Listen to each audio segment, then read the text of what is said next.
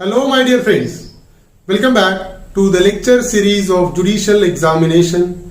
I am Dr. Wasim I. Khan, Assistant Professor, Shri Shivaji Law College, Parbhani, Maharashtra, India.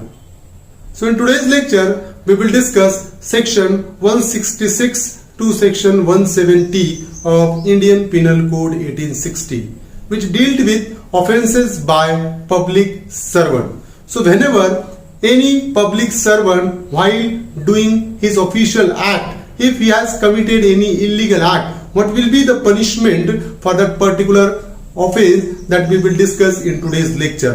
तो आज का हमारा point of discussion है section 166 to section 170 Indian penal code का, जिसमें हम डिस्कस करने वाले हैं कि जब कभी भी कोई पब्लिक सर्वेंट अपनी ऑफिशियल ड्यूटी में रहते हुए कोई इलीगल एक्ट करता है तो उसके लिए पनिशमेंट्स क्या होगी, उसका एक्ट कब ऑफेंस कहलाएगा, ये सब आज के हम लेक्चर में डिस्कस करने वाले हैं. As well as we will discuss the question asked by the examiner on these sections and the question which may be asked by the examiner on these particular sections. So without wasting your much time, let's start the topic.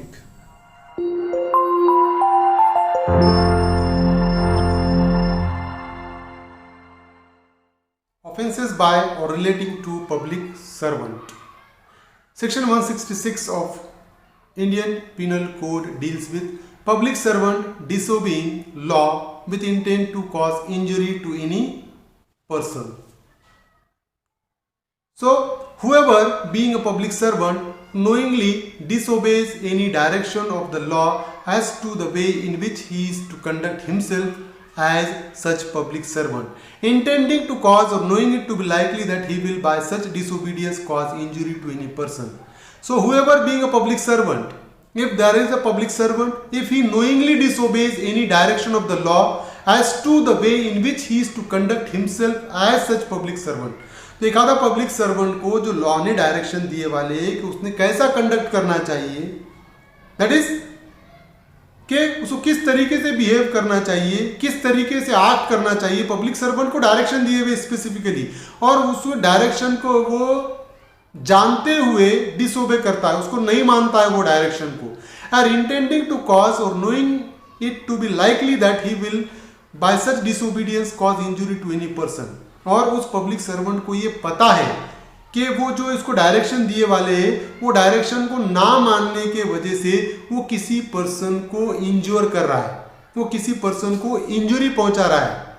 अगर person को ऐसा लगता है, for example मैं कोई public servant हूं और मुझे कोई डायरेक्शन दिए वाले कि जब कभी भी मैं एज ए पब्लिक सर्वेंट कोई काम करूं तो मुझे एक्ट करना पड़ेगा, और मैं वो डिसओबे कर रहा हूं, मैं नोइंगली जानते हुए वो एक्ट नहीं कर रहा हूं जिसके जरिए किसी जनरल पब्लिक को कोई इंजुरी हो रही है, वो डिसओबीडियंस की वजह से अगर किसी को कोई इंजुरी होती है तो shall be punished with simple imprisonment for a term which may extend to 1 year or with fine or with both. So, being a public servant, if I disobey any direction and if due to such disobedience, if I caused any injury to any person, then I will be punished with a simple imprisonment which may extend to 1 year or with fine or with both. तो मैं public servant हूँ, मुझे direction दिया गया है कि मैंने public servant रहते हुए किस तरीके से काम करना चाहिए. अगर मैं वो डायरेक्शन को नहीं मानता हूँ, डिसओबे करता हूँ, जिसके चलते अगर किसी पर्सन को इंजरी होती है तो मुझे 1 साल तक की सज़ा हो सकती है और फाइन भी हो सकता है या दोनों हो सकते हैं सेक्शन 166 के हिसाब से. अब there is a particular example of section 166. A police officer directed by law to take property in execution in order to satisfy a decree pronounced in Peter's favor by a court of justice. तो यहाँ पर क्या हुआ कि Peter के favour में court ने order pass किया, और ऑर्डर पास करने के बाद पुलिस ऑफिसर को डायरेक्शन दिया. क्या डायरेक्शन दिया? To take property in execution, कि वो जो प्रॉपर्टी है जो कि पीटर को देना है, पीटर को पोजीशन देना है प्रॉपर्टी का, वो प्रॉपर्टी को पोजीशन में लो, उस प्रॉपर्टी को एग्जीक्यूट करो, है ना. पुलिस ऑफिसर को डायरेक्शन दिया हुआ है कि to take property in execution in order to satisfy a decree pronounce in Peter's favour, जो पीटर के फेवर में कोर्ट ने जो जजमेंट दिया है उसको एग्जीक्यूट करने के लिए कोर्ट ने पुलिस ऑफिसर को डायरेक्शन दिया कि वो प्रॉपर्टी दूसरे पर्सन के पोजीशन से लेके पीटर के पोजीशन में दी जाए। ये पुलिस ऑफिसर की ड्यूटी थी। पुलिस ऑफिसर को डायरेक्शन दिया गया, अब पुलिस ऑफिसर को एग्जीक्यूट करना ही पड़ेगा। But such police officer knowingly disobeys the direction of law. But वो पुलिस ऑफिसर ने जो कोर्ट ने डायरेक्शन दिया उसको जानते हुए डिसोबे किया, वो डायरेक्शन को नहीं माना, and with the knowledge that he is likely thereby to cause injury to Peter. और ये नॉलेज भी था कि अगर वो कोर्ट का ऑर्डर नहीं मानेगा, वो अगर प्रॉपर्टी एग्जीक्यूट नहीं करेगा, तो उस सिचुएशन में पीटर को लॉस हो सकता है, पीटर को इंजरी हो सकती है। ये जानते हुए भी उसने कोर्ट का डायरेक्शन नहीं माना, पुलिस ऑफिसर ने कोर्ट का डायरेक्शन नहीं माना। अब police officer has committed the offence defined in this section. तो पुलिस ऑफिसर ने सेक्शन 166 का ऑफेंस किया। पुलिस ऑफिसर को सजा हो सकती है सेक्शन 166 में 1 साल तक की और फाइन या दोनों। Section 167 public servant framing an incorrect document with intent to cause injury. Section 167. So whoever being a public servant and being as such public servant charged with the preparation or translation of any document frames or translate that document in a manner which he knows or believes to be incorrect, intending thereby to cause or knowing it to be likely that he may thereby cause injury to any person, shall be punished with imprisonment of either description for a term which may extend to 3 years or with fine or with both. Now, in this particular section, the duty is entrusted on any persons to frame any document or to prepare any document or to translate any document. तो यहाँ पर public servant है और public servant को ये duty दी गई है, ये चार्ज दिया गया है कि वो कोई डॉक्यूमेंट प्रिपेयर करे। कोई डॉक्यूमेंट प्रिपेयर करने का चार्ज दिया गया या कोई डॉक्यूमेंट ट्रांसलेट करने का चार्ज दिया गया, और वो पब्लिक सर्वेंट वो डॉक्यूमेंट को फ्रेम करता है, वो डॉक्यूमेंट को प्रिपेयर करता है, ट्रांसलेट करता है इस मैनर में कि उसको पता है कि ये इनकरेक्ट है, और intending thereby to cause knowing it to be likely that he may thereby cause injury to any person.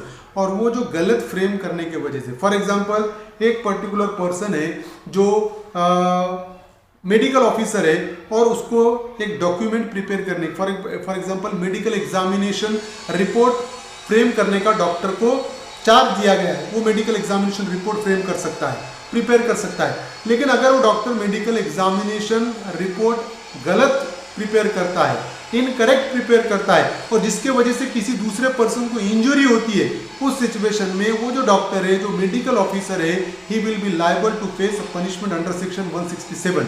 तो वो डॉक्टर को सेक्शन 167 में पनिशमेंट हो सकती है, और पनिशमेंट कितना होगी? Imprisonment which may extend to 3 years or with fine और विथ बोथ। तो जो भी पर्सन को कोई डॉक्यूमेंट प्रिपेयर करने का पावर दिया गया है या ट्रांसलेट करने का पावर दिया गया है, अगर वो ऑफिसर इनकरेक्ट डॉक्यूमेंट फॉर्म करता है या ट्रांसलेट इनकरेक्ट करता है जिसके चलते किसी और पर्सन को कोई नुकसान होता है, तो वो ऑफिसर को सेक्शन 167 में 3 साल तक की सजा या फाइन या दोनों हो सकता है। Now section 168 public servant unlawfully engaging in trade. So, whoever being a public servant and being legally bound as such public servant not to engage in trade or engage in trade, तो एक आधा public servant है और उसको legally ये binding है उस पर कि वो कोई ट्रेड में इंगेज ना हो, कोई बिजनेस में वो इंगेज ना हो, और वो अगर कोई बिजनेस करता है या कोई ट्रेड में इंगेज होता है, तो ऐसा पर्सन के लिए सेक्शन 168 में पनिशमेंट होगी। He shall be punished with simple imprisonment for a term which may extend to 1 year or with fine or with both. तो उसको 1 साल तक की सजा या फाइन या दोनों हो सकता है। फॉर एग्जाम्पल मैं पब्लिक सर्वेंट हूँ, मैं कोई बिजनेस नहीं कर सकता, अगर मैं बिजनेस करूंगा तो मुझे सेक्शन 168 में पनिशमेंट होगी और 1 साल तक की सजा, फाइन और दोनों। Section 169 public servant unlawfully buying or bidding for property. Section 169 whoever being a public servant and being legally bound as such public servant not to purchase or bid for certain property purchases or bid for that property either in his own name or in the name of another or jointly or in shares with others। तो एक आधा public servant ऐसा है कि जो उसकी duty है वो ड्यूटी में वो बंधा हुआ है, पब्लिक सर्वेंट रहने के वजह से उसकी ड्यूटी है कि वो कोई भी नॉट टू परचेज और बिड फॉर सर्टेन प्रॉपर्टी, वो कोई प्रॉपर्टी ऐसी है जिसको वो परचेस नहीं कर सकता है। क्यों? क्योंकि वो पब्लिक सर्वेंट है, ना तो उसकी बोली लगा सकता है, ना तो बिड लगा सकता है उसकी। और अगर ये ना तो वो खरीद सकता है, ना तो परचेस कर सकता है, ना तो बिड लगा सकता है, और ये उसकी लीगली ड्यूटी है, वो नहीं कर सकता है। लेकिन उसने किया, उसने वो प्रॉपर्टी परचेस किया, या उसने वो प्रॉपर्टी में बोली लगाई, या उसके तरफ से कोई और पर्सन ने बोली लगाई, या जॉइंटली वो इन्वॉल्व है उस बोली में या उस प्रॉपर्टी परचेस करने में, या उसका शेयर है उसमें, ऐसा पर्सन को पनिशमेंट होगी सेक्शन 169 में। He shall be punished with simple imprisonment for a term which may extend to 2 years or with fine और with both, and the property purchase shall be confiscated.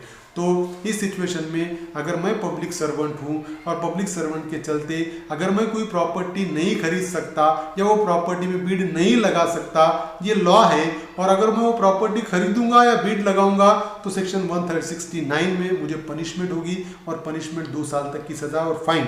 अगर वो property bid के जरिए या purchase करता हूँ मैं वो प्रॉपर्टी, तो जो प्रॉपर्टी परचेस की हुई है वो प्रॉपर्टी भी जब्त की जाएगी मेरे पास से। Now section 170, personating a public servant. So whoever pretends to hold any particular office as public servant, knowing that he does not hold such office, or falsely personates any other person holding such office, and in such assumed character does or attempts to do any act under color of such office, shall be punished with imprisonment of either description for a term which may extend to 2 years or with fine और with both. तो ऐसा person जो कोई officer नहीं है लेकिन वो pretend करता है, वो ये बताता है किसी पर्सन को कि हाँ मैं ये ऑफिसर हूं। फॉर एग्जांपल एक पर्सन है नायब तहसीलदार। अब नायब तहसीलदार है, अगर वो किसी पर्सन को बताता है कि नहीं मैं तहसीलदार हूं, और तहसीलदार हूं ये बताकर अगर उसको कोई नुकसान पहुंचाता है या उसको नुकसान पहुंचाने की कोशिश करता है, पर्सोनेट करता है कि मैं ये ऑफिस मैं तहसीलदार हूं, अगर ये बता रहा है, वो प्रिटेंड कर रहा है, तो उस सिचुएशन में उस पर्सन को सेक्शन 170 में पनिशमेंट होगी। और पनिशमेंट कितनी है? 2 साल तक की सजा विथ फाइन और विथ बोथ। प्रोबेबल क्वेश्चन है सेक्शन 170 पे। Person pretends to hold any particular office as public servant shall be punished under section 169, 170, 171, 172. Section 170 is a correct answer. Now section 171. Wearing garb or carrying token used by public servant with fraudulent intent. So whoever not belonging to a certain class of public servant wears any garb or carries any token resembling any garb or token used by that class of public servant with the intention that it may be believed, or with the knowledge that it is likely to be believed that he belongs to that class of public servant, shall be punished with imprisonment of either description for a term which may extend to 3 years or with fine which may extend to 200 rupees or with both. तो ऐसा person not belonging to a certain class of public servant, जो कि उस public वो particular class of public servant नहीं है, लेकिन wears any garb or carries any token resembling any garb or token used by that class of public servant. For example CID है तो, और एक पुलिस ऑफिसर है। CID अलग है, पुलिस ऑफिसर अलग है। अगर कोई पुलिस ऑफिसर जो कि CID नहीं है लेकिन वो बताता है, फॉर एग्जाम्पल अगर CID के पास कोई बैच होता है जिसमें वो बताते हुए आइडेंटिफिकेशन होता है कि मैं CID हूं, तो अगर कोई पुलिस ऑफिसर ये बता रहा है, वो टोकन बता रहा है कि यस आई एम CID, ये CID बता रहा है, तो वो CID है नहीं, वो CID के क्लास को बिलोंग नहीं करता है, लेकिन वो प्रिटेंड कर रहा है, वो टोकन के जरिए बताने की कोशिश कर रहा है कि मैं CID हूं। तो उस सिचुएशन में वो पब्लिक सर्वेंट को सजा हो सकती है सेक्शन 171 में 3 मंथ्स की इम्प्रिजनमेंट और 200 रुपये तक का फाइन, या दोनों भी। अगर फॉर एग्जाम्पल कोई जनरल दूसरा कोई पब्लिक सर्वेंट है और वो पुलिस की वर्दी अगर पहनकर अगर ये बताता है, हालांकि वो पुलिस नहीं है लेकिन पुलिस की वर्दी, कपड़े पुलिस के जो गर्व है वो पहनकर अगर किसी को बताता है कि मैं पुलिस हूं, तो उस पर्सन को भी सेक्शन 171 में सजा होगी 2 महीने तक की 3 मंथ्स की इम्प्रिजनमेंट होगी, 3 महीने तक की सजा और 200 रुपये तक का फाइन उस पर्सन को हो सकता है। तो these are the particular section which are relating to an offense relating to public servant. I hope you understand this topic. If you understand this topic, please subscribe my channel, hit the notification button, hit the like button, and share this video with your friends. Thank you very much.